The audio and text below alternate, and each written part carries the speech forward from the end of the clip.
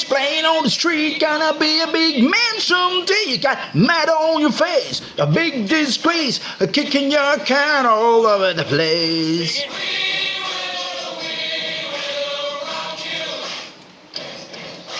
We will rock you. Oh, yun naman, nakaibon. ayun. Konting celebration lang. Salamat po. Thank you, and good morning. 10,000 followers. Ayun naman. Konting celebration, napakanta. Hindi po ganun kadali makaabot ng 10,000 followers naman. Bakit po? Alam ko po sa ibang mga content creators, sa ibang mga nagbablog, abay easily, papalo ka agad yan ng 15, 20,000 followers. Paano pa? Paano po ako nakaabot ng 10,000 followers ng ganun, ibig sabihin, 3 buwan, 3 months. At alam nyo naman po, kung nasubaybayan nyo, medyo komplikado mga tinuturo natin. Karamihan technical. Technical na mga termino. Alam naman po natin, makarinig ng 1-2 technical na terms, abay mag-aalisan kagad yan sa vlog. Kaya ito po, kumakanta ako. Naglalagay ako ng hood na kung ano-ano. Kunwari, manghuhula ako. Abay, nagkikwento ako, binuro tsaka plog. Ginagawa po natin lahat.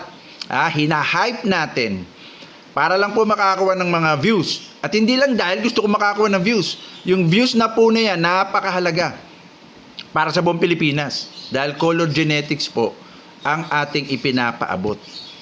Alam po ng karamihan yan, di ba? Yung iba nga nagsasabi, ano ba yung color genetics? Ngayon ko lang nahagilap yan.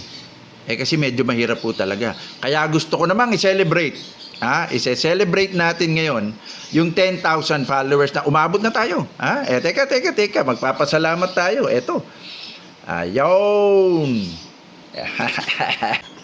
Ayun naman, umabot na tayo ng 10,002 followers, Ayan. Banggitin na natin itong mga to. Pasalamat, Curbs Mini Avery, Boss Aaron Gamboa, Darwin Abella, Motmot David, MCD Avery naman, Aya Rase Manim Team, meron pa ba? Ayun.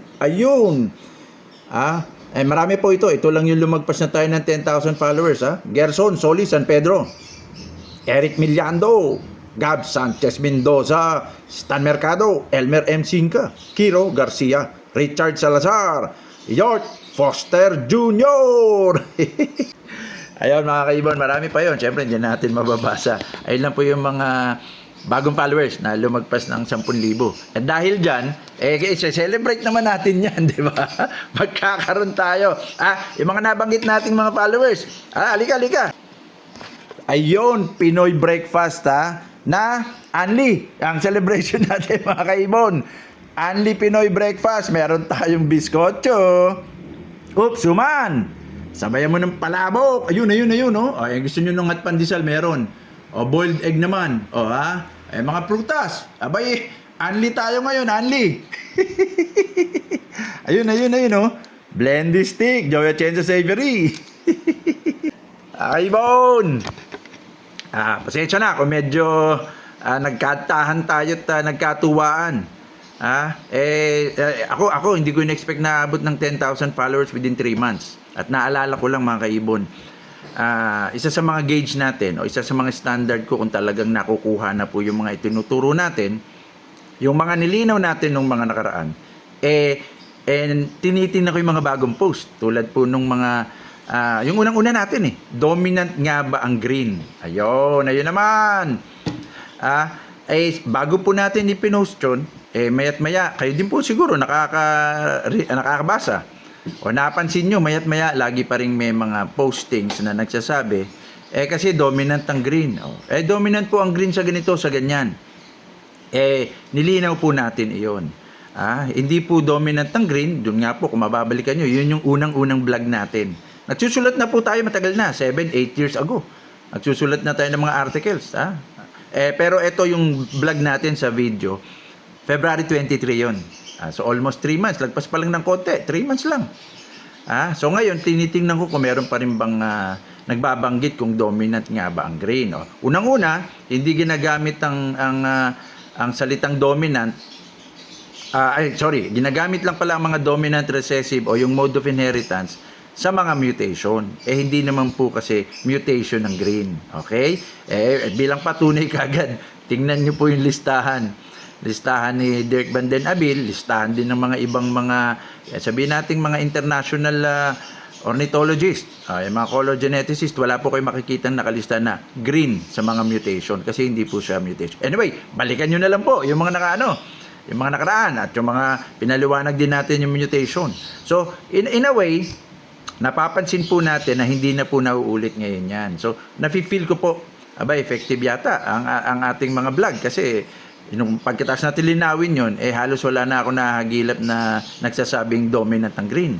Pangalawa, yung po sinasabi nating saan ang gagaling ang opaline? Madalas na tanong yan. Saan ang gagaling ang ganito? Saan ang gagaling ang danfalo? Saan ang gagaling ang ino?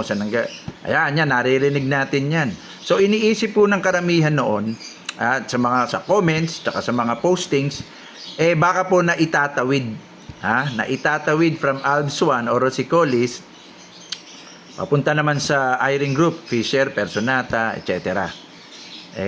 Hindi ko po sinabing hindi na itatawid kasi hindi pa po conclusive yun. Baka merong mga naitawid po talaga at hindi lang nagsasabi or hindi siya hindi tawag dito na-verify.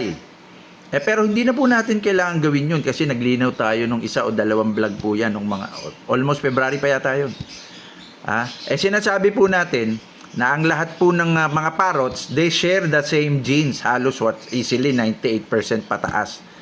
Halos pare-pareho, very similar ang genes ng mga parrots. So meaning, yung mga color mutation na maaaring mangyari, yung pinaliwanag natin last vlog, di ba? Ang color mutation, aksidente nangyayari sa pagkopya.